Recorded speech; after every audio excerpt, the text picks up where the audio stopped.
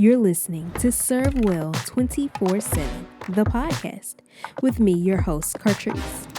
I'm a behind-the-scenes creative and strategist of 10 plus years with a personal mission to serve you as you serve others. Together, we will dive deep and explore the many layers of serving well in life.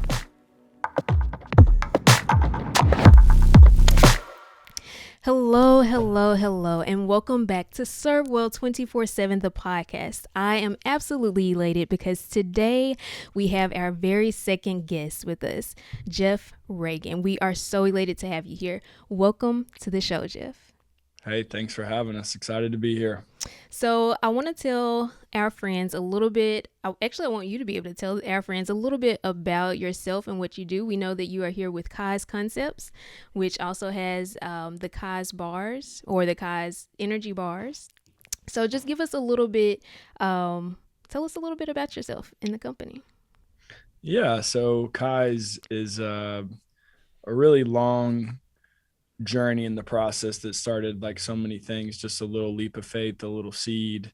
And, we've been super blessed and fortunate to go from there. But a little backstory, I was probably young 20s, and I was an entrepreneurship major in college. And why that matters is I had no idea what I was going to do with my life. Okay. And one thing that I found coming over and over was like, I want to be successful. So there was kind of that, hey, what does it mean to be successful kind of soul searching? And so through being in school, we'd have a lot of business professionals come in and talk from the metro that I live in. And basically I arrived at like passion and purpose is kind of what I came back to. And so I ended up graduating college. I didn't have a job. It was kind of like, could have been a very boo-hoo, like move back home, live in my mom's basement kind of thing, except for she doesn't have a basement. But, it wasn't, I had in this great plan of what a super successful young 20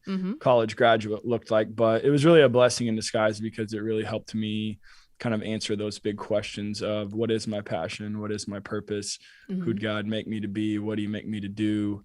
And I just really went on this journey probably over the next 6 to 9 months and ongoing, but a lot of just prayer and reflection and reading. And I'm a super pen and paper, just sit there and just like, yellow notebook and pen. And I just kept arriving at, I would say the same things over and over and over again. I loved helping people. Yeah. I don't think anything's better than that. I loved health and fitness. And that's why people wanted my help. Hey, Jeff, can you give me a diet? Can you give me a workout? Can you motivate me? I like entrepreneurship. I tell people I can't sing, I can't dance, I can't draw, but we're all created in the image of the Creator to use our gifts, our passions, our pain, and our problems to put together to help serve people and to help people be better and feel more loved in that moment. And so I ended up getting a job working at the basement in a large company here in Oklahoma City on contract. And I was just kind of like cutting open boxes and doing whatever. And I was really thankful to have a job, but I just nights, weekends, lunchtimes, I was just really on this path of just trying to learn and grow. And so it arrived at doing some boot camps and some kind of life coaching, health coaching, which is really much like this. It's like sit down, talk to somebody. Hey, where are you?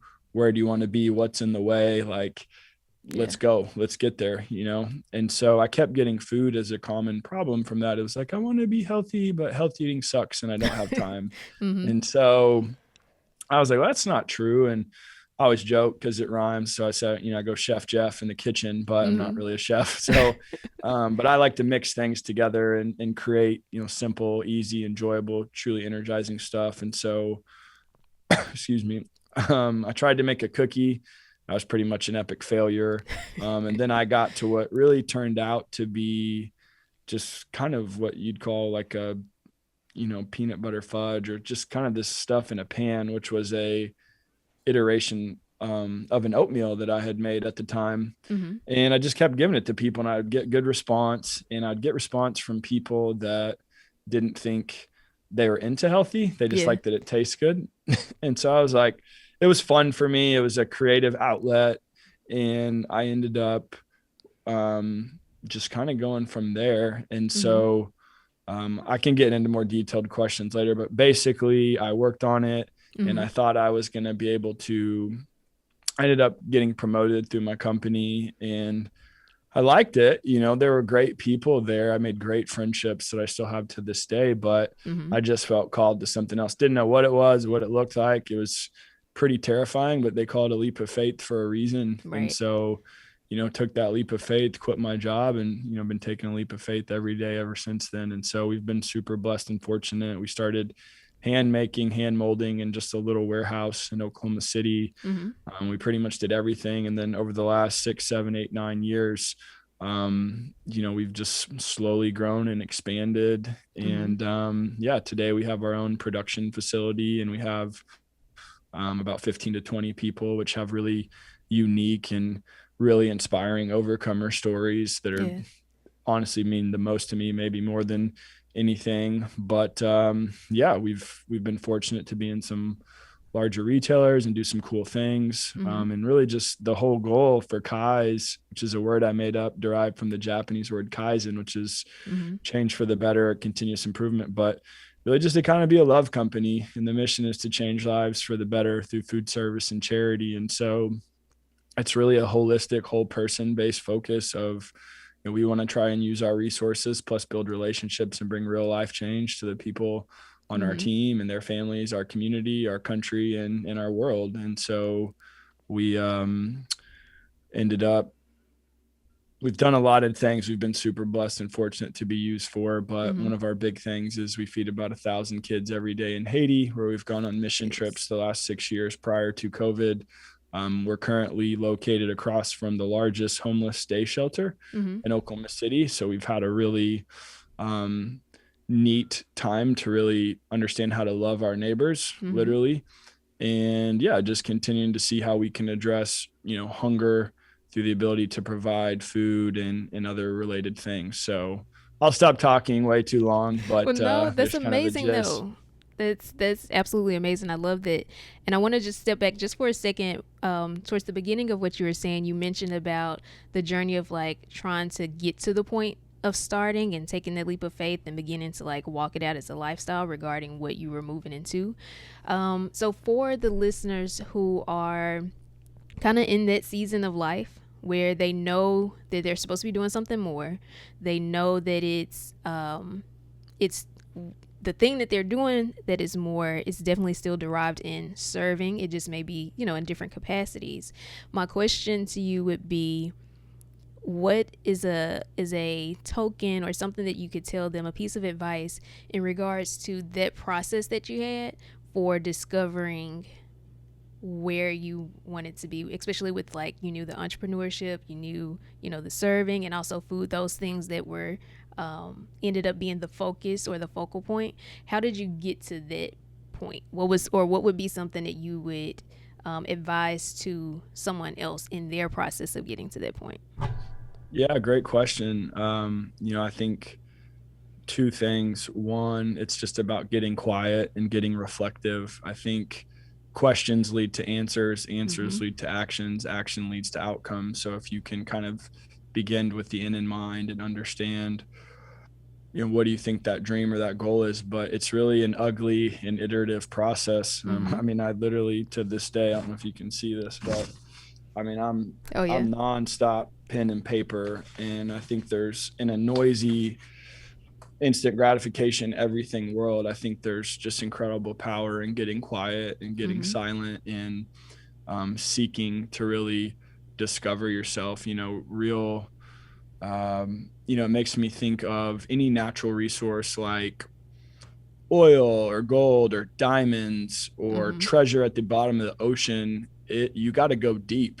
They're never at the surface, and it takes hard work and it takes endurance and it takes courage and tenacity to go deep, and you got to go deep within yourself. I mean, the hardest balance is, you know, the head to heart. And so I think for me of just like asking a lot of great questions and starting, but you got to see it on paper. Cause I think, I mean, I'll tell people this till I'm blue in the face, but if you don't write it down and you don't see it, you haven't taken probably the most powerful action you can take, because people have ideas all day, but Right. until you commit to that and put it down and see it, you're really preventing it from having a chance to take life. Just like a seed, you got to dig up the ground and you got Mm-hmm. to plant that seed and water it. That starts the process to the discovery. But if you never write it down or don't do that, it's like you just walk around with this incredibly powerful seed in your hand, Yeah. but you don't put it in the environment that it needs to take life and to grow. And so,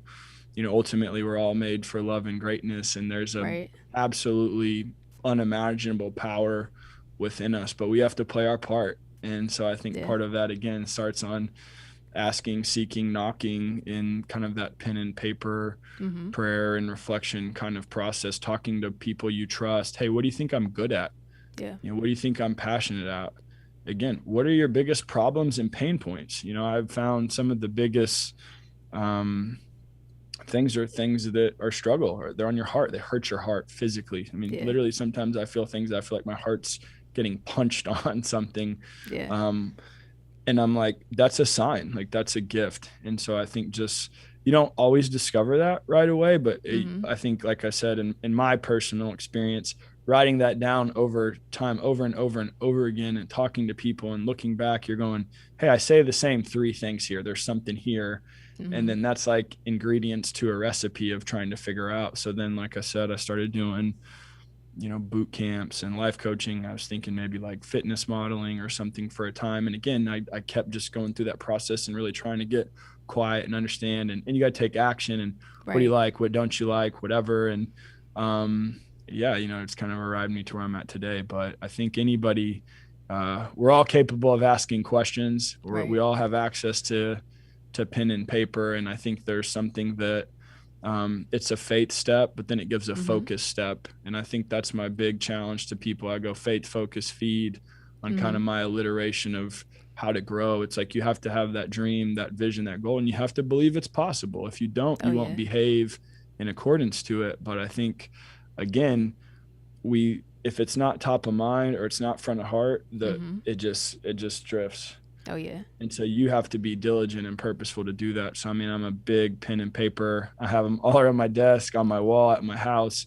Yeah. And, it keeps me focused to keep moving forward. And something that seems um, unsexy and glamorous is something that can be really fruitful over time. I always think about hair Mm-hmm. and food, which sounds really weird, but it's like we don't see our hair grow. Like we Right. don't feel our hair grow, but we see the effects of Mm-hmm. that.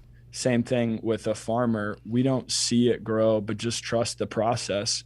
And if you do the process, like things will grow. There's no different with your personal life and your professional pursuits. It's kind of the same principles. So I like that. And then I like that you mentioned too, because we know you have to write the vision and you got to make it plain. And that way, you and whoever is meant to come and help you fulfill that, you have something to go by. So I think that's and a very, very important portion that you mentioned as far as writing it down. If you prefer iPads and writing it down, whichever way, getting it down on paper, getting it down digitally, however, but getting it written out and making it plain to run with. So I appreciate you mentioning that, because that is something that I can attest to as well, that being able to write things out and then, like you said, actually being diligent enough to move forward with it and not allowing fear or whatever else to prevent you from moving forward in that direction. So I do appreciate you mentioning that. Now, I know that, okay, so with the company and with the bars, so you all started out, did you start with bars? That's with, as far as with KiZE Concepts?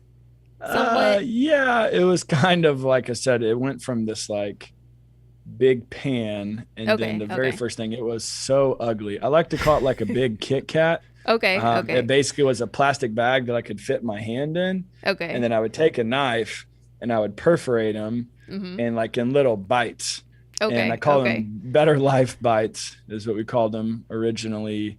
And yeah, you learn a lot of hard lessons. I mean, a lot of good things, Mhm. but it was too big. It was too messy.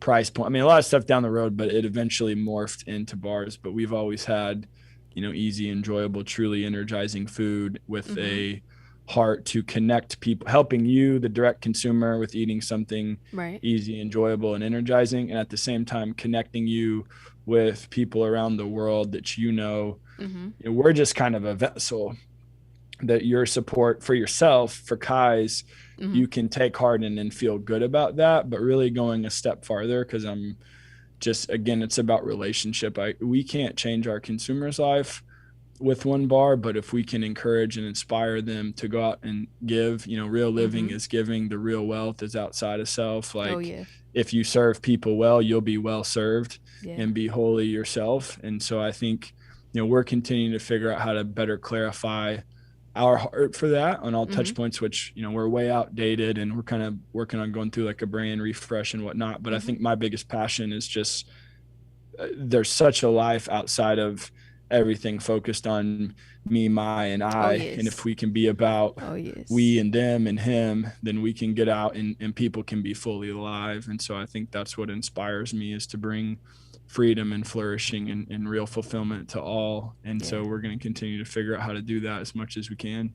So how did you all end up? Because I know you all do missions in Oklahoma, as far as being able to feed those near, around there. How did you end up moving into a more global? Even if it was like you already knew it was a part of the vision to at some point go global, but how did you end up transitioning from being Oklahoma based to moving towards Haiti?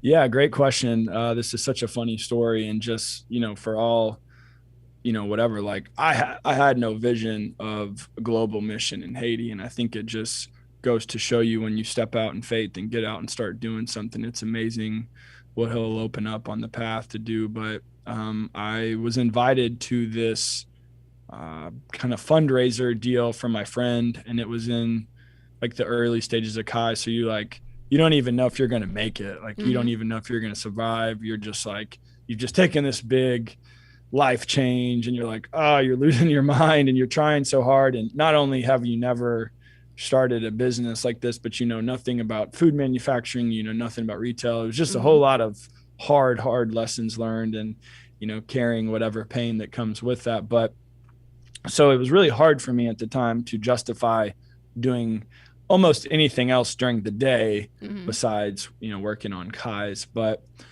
I kind of arrived at this, like, oh well, there's a grocery store that I want to get into that's like not far from this place, and it is my buddy, and I want to see him and support him. And so, long story short, I end up going by this place, Mm-hmm. and um I get there, and I'm just sitting around waiting for my buddy, and I see these volunteers putting together these gift bags. Mm-hmm. And so I'm like, hey, do you guys need help? I don't want to just sit here and do nothing when you can go, serve Right. well, if you will. Yeah. And anyways, I start doing that, and I start engaging some of the people there. And I was talking to this girl, and I don't know how it came about, but she ended up talking about doing mission trips, building orphan homes in third world countries. And I'm Mm-hmm. like, oh, that's super cool. I had just had a buddy go to Peru, and he had told me about it, and I had never done anything like that. And I was just intrigued, and I was like, well, tell me more. I'd love to learn more about it. And Mm-hmm. so we stayed in touch, and I got to where it was like, hey, let's take a trip. Mm-hmm. And for me, we had, by that time, after probably another 6 months of, getting to know her and learning more, we probably had 4 people at that time, all guys, all 20 something, Mm-hmm. no experience with kids or anything like that. And, probably not the smartest business decision in the world, to your thing that's already not sure you're going to survive, to shut it down for a week and to go to Mm-hmm. Haiti. But that's what we did. And we went, and we got on this, whatever transportation vehicle after we landed in Port-au-Prince, and went like probably 3 hours out to the border. And I remember vividly, coming out of this little van thing, Mm-hmm. and these kids just running up to us and embracing us. And I mean, I was melted, I was done for. And, that whole week was so transformative. And yeah, we just kind of ended up going from there. And, what started off as a small thing, you just Mm-hmm. trying to be consistent, and I do know at the time something important to me was like, I wanted to give people life experiences that would change their life. So Mm-hmm. for our team, nobody's making any money. You're either working for free Mm-hmm. or, as low as we could get because we don't have any money. Right. But if you could be transformative to help them be a part of something bigger than themselves and give them a memory and a moment, Oh yeah. I thought that was value added. And so that has been part of the vision of doing that for our people and our team and our family here. And so we did that. And it really just kind of grew from there. It started as 4 people. I think the last time we went, we probably had 30 something people, and Wow. we gave a free trip away. Mm-hmm. We've made some really great friends over the years of people that just went on this trip with us. And so it was it's real life-giving. It's been disheartening not being able to go back because of COVID, Oh but yeah. I'm hopeful we can get back there sooner rather than later and just continue to build upon this experiential service opportunity, because as you well know, when you give, you receive. Yeah. And I think that's the unknown win-win for people who don't connect on that, is you'll never feel more fully alive than when you're fully giving of yourself in that. And that's something that I want for everybody. So Oh yeah. And then even with you mentioning that, because I know from, of course, from experience and stuff like that, when you're actually moving forward, even if you have a lot of stuff going on in your own life, like things that's just like not going well, all of that, the moment that you start taking your eyes off of like me, what I'm going, what's going on with me and all of that, and start to sow into other people's lives. And it doesn't have to be, as big as going out the country or something like that, but just even, what we call our neighbor or the next person that's like, you see somebody in a grocery store and they were short a little bit, and you so into that, but it truly does make a huge difference, not only on the outcome of certain things with your own situation, but your perspective on it. So can you speak a little bit about your perspective that may have shifted some from experiencing, because I know you said that was, or if I heard correctly, that was your first time when you went to Haiti, that was your first experience with like children and missions out the country. Is that correct? yeah, Okay. so I think one thing I found when we came back is people were really interested in that. And then a common thing I would hear from people, well, I could never do something like that, or I could never afford. And I started getting this takeaway of like, hey, like you don't have to go across the country to help somebody. You can go Mm-hmm. across the street, or like you said, in the grocery store. And um, it's a lot simpler than that. I mean, as humans, we overcomplicate things. And, Yeah. Martin Luther King has a quote of like, everyone can be great because everybody can serve. And it's this Mm-hmm. total equipping of this unlimited power. And like, everyone wants to be great. I'm like, you just got to go live outside yourself and open your eyes and your ears and your heart. And like, how can you help someone? And it could Yeah. just be as simple as a smile or a wave, which I found so powerful in Haiti when you can't speak the native Mm-hmm. language and Yep. everybody looks at each other like you're an alien or something, because they've never seen whatever. But then it's like, it's amazing how when you just go like that, then it's like somebody looks all gruff is like and Right. you're like best friends all of a sudden. And I'm like, Oh yeah. love gives first. And so I think Yes. it's like you can always give something. Everybody has way more to give than they think. And so I think, yeah, I mean, just like you said, it's really in the small things that you can have great love and a great impact for people. I agree. I agree. So shifting gears just a little bit, if you could speak a little about, and I know this kind of go inside what we mentioned earlier with writing the vision and really moving forward and making the stride, or moving forward in the things that you need to do to make certain things happen, like doing our part. But when it comes to your faith and entrepreneurship, in addition to helping to feed people, how did all of that tie in together for you? Because I know from, like, you can be an entrepreneur and sometimes you can, each individual portion can stand alone, but when you tie in helping people as the heart of what you're doing, and you're also using faith to get it done, and you're doing entrepreneurship, because for me it seems like the bars that you all do help to sow into what you're, the mission part, Like, it's not just, okay, here are our amazing bars, which I do have a favorite flavor from what I've tasted so far, but we'll get into that later. But it's not just about that one aspect. Like, it's multifaceted and it ties in together. So if you could speak a little bit about your faith with that, and maybe even what you would tell, a tip for our listeners who are in between, like feeling like they either have to do one or the other compared to it living together as one concept or idea or thought, if that makes sense. Yeah, absolutely. Such a great question. I think when I go back to what I said earlier about, asking questions and getting reflective, I think one of my favorite questions is, what's the best way to live? And I think it's an age-old question that we all wrestle to figure out, ultimately in our hearts and in our heads. And we're making choices. Life's about priorities and choices. And I think we're making those to what we think will make us most happy or most loved or whatever. And when I kind of studied my own life, others, books, history, all sorts of stuff, I think some of the modern things that are as old as time has always deceived and prevented people from living the best way of chasing fame and chasing fortune or chasing pleasure or changing whatever. And when I went through that and I arrived at kind of everything, I think you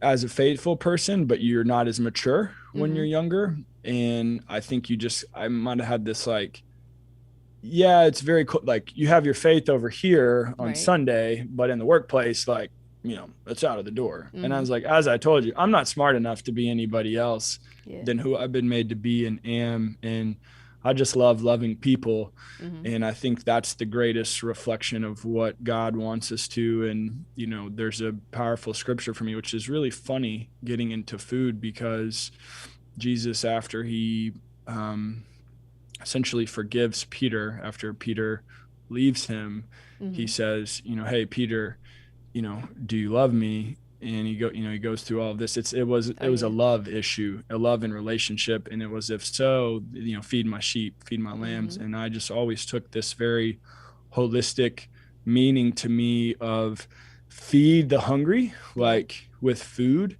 but there's so many things we hunger for. And I think ultimately it's for love and meaning and belonging and all of that. And so I don't know how people do anything hard without faith. And the older I get and the more I see things have a chance to start, they may look like they can work for a while, but they ultimately don't. And so, I think for me, it's the foundation, it's the rock, it's the roots, and we're only as good as we are faithful. And I think, to me, again, the great commandment is kind of the answer to me of the best way to live, of, hey, love God with all your mind, body, heart, and soul, and love your neighbor as yourself. We're loved people. If you don't know you're a loved person, you're not going to go love people. And then you're not going to get the return of loving people. And then most of us get hurt by people who are also hurt. That's so true. And we have this gap in this distance. And I'm like, you go through pain and hurt and struggle, but then you realize you're not dead, you're not done. I'm like, okay, I'm going to come back and keep loving you well. And I've just found that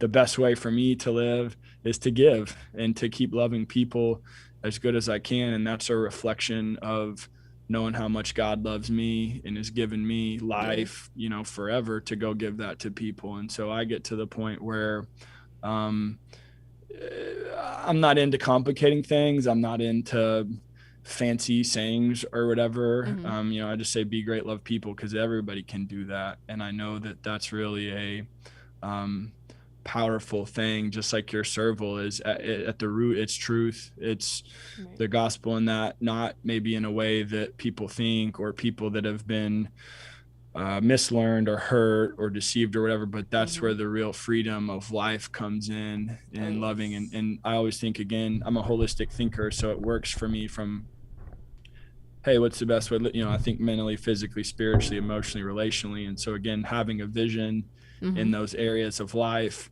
what you feed grows, what you don't starves and dies. And so understanding again, what do people need? And then how do you feed that? And so I don't know. I'm probably all over the place, but I No, it's think great. Like I'm enjoying this myself. Like I'm thoroughly enjoying our conversation. So no, you're right on track. Um, and I appreciate your authenticity. And like you said, it's no other. I wouldn't rather be any other person than who I am. And so I appreciate you um, coming and presenting yourself the same way. So let's see here. I also wanted to ask you about, give me just a moment. Here we go. Okay, so as far as our listeners and friends, those that are tuning in, what would be, is there any just overall advice or overall, like you've said, a lot of great nuggets. So is there any other thing that you can think of right off or that comes to mind that would be of benefit for them in regards to, it can be around entrepreneurship, it can be around finding their purpose, it can be whatever. Do you have any specific advice that you feel led to share with those that are joining in on our conversation? yeah, I think I could say 1,000 things, but just what comes top of mind right now is just to keep going. I mean, I think that's something that I've reiterated to myself through the whole time. Fear comes, doubt comes, worry comes, all that stuff comes, but if it's been put on your heart, then I feel like it's meant to be lived out and pursued. And so I feel like patient endurance is such a powerful thing, and just to keep going. If you don't quit, you'll get there, is something I've always said. And so, have you ever heard about the story of the person that quit? Like, no, you didn't. Whatever story Right. that you hear are captivated by, I mean, Mm-hmm. tons of obstacles, tons of whatever, but I think a common thread of all of them, regardless of belief system or not, is they demonstrate the truthful characteristic of perseverance and Mm-hmm. persistence, and what I would call patient endurance, just to keep going. And so again, I like to reference farmers, and that, hey, when you plant that seed, and let's say Mm-hmm. that's your dream, or that's that thing that's really important to you, when you first plant that, all you see is dirt. Right. And that's, Yep. dirt can be discouraging, because dirt doesn't look like a big beautiful orchard or flower or whatever it is that you're planting. But Mm-hmm. it's only with the daily sowing and the daily watering and all of that that you can reach a point where you can harvest. But anything in the natural landscape didn't exist, Mm-hmm. and it only got there because it kept growing. Anything that somebody's created, they didn't create it perfect over scratch. They had to keep going, they had to keep working at it. So I just encourage people, because it is hard, but like, who said it was going to be easy? And easy Right. is so unfulfilling. I mean, it's so robbing of our soul. And there's this odd feeling when you pursue something that's meaningful, that you can be Mm-hmm. like physically worn out or all over the place, but there's like this really deeply satisfying, like, Oh yeah. soul feeling of when you're just pursuing something. And so I think that's like a gift that I would want people to get, but you can only unlock that gift by just keep going down that path. Oh yes. Well, thank you so very much for sharing that. Now I want to. I haven't tasted all of the flavors yet, but this one by far has been my favorite flavor so far of the KiZE bar. This is the peanut butter chocolate chip version from those that I've tasted so far. So where can our listeners go and find the bars, and how can they support? Yeah, I think the best place would just go to our website. That has the most direct benefit, and it's easy for everyone based on where you're at. KiZeConcepts.com. We created a gift code as well for Serve Well, Oh 20% off. So all yay! your listeners and friends, go use that. But and that helps keep jobs and stuff here for people Mm-hmm. too. People that work. We've got some really powerful stories that may be a conversation for another time, but we've got people that are part of our team here that are homeless. Mm-hmm. We've got people that are in prison that work here, and they're doing such a great job. So Mm-hmm. anything that gives them more work on Yeah. that, I'm always for. So the online support, but Amazon, if you're in the Southwest, Oklahoma, Texas, Arkansas, Louisiana, Whole Foods, we've got some Walmarts Okay. around the country. We've got some Kroger, Banners, Ralph's, and Fry's, and some different thing on the West Coast. But yeah, I'd say the easiest is online. So Okay. Well, amazing. And I'm extremely grateful that we have been able to connect. I want to make sure that we stay connected, because once everything is open, where we can go back and start traveling and all of that, because I've been to Haiti twice. And so we started out in Port-au-Prince, but there's a pastor that we know over there that we support, and he does like amazing work with the children and all of that. And I would love to be able to, come over there with you all, and just that whole connection. And I know this is kind of a side note, but I know there are quite a few people that I come across where they want to get involved in missions and they want to do things, but then they kind of don't have that connection of like, well, who can I even connect with? Or a lot of times from the people that, I guess, like our circle of people that we've been around, a lot of times it's based off of you have to be connected to a certain church or something like that, compared to finding the organizations that can help connect people, even if it's coming to help build houses or whichever way. So I definitely want us to make sure that we stay connected, because at some point, I don't know how it's going to come to pass, but I know that I'm also meant to be able to help connect those people that want to do to those people that are doing, and connecting them where they can join hand in hand to do things. So either way, I know I want to make sure that we stay connected and be able to support, what you all have going on. So any other thing you'd like to share with the listeners? I just want to thank you for your time and to continue to listen to what you're doing. I mean, you have such a beautiful spirit, and I think a heart of service, again, is that's how you get radical life change. And, I think getting closer to, being the perfect love people we were made to be. And so I think I would just encourage people to keep checking you out and supporting. And if there's any way that we can be of service to anyone, reach out to me or reach out to PJ, and we'd be happy to help. And I love what you said, that last part about being a connector, because I've seen the same thing. It's like, people are like, what church do you go through? I'm like, we just go. Right. Like, right.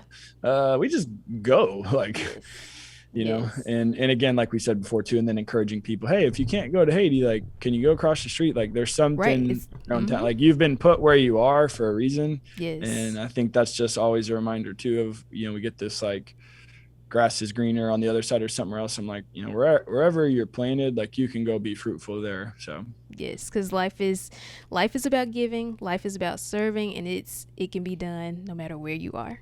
Like, and it's fun. Real deal. Yes, it is. It's the most fun you can have. It is. Well, thank you so much for being on the show. We greatly appreciate it. And to the listeners, signing off, Cartrice and Jeff, serving you as you serve others. Thanks for listening. Thank you so much for listening. But don't let the fun stop here. Join me for the after party over at cartriceward.com. There, you can leave your email address for us to stay connected and be in the know about what's coming up. Looking forward to serving you as you serve others.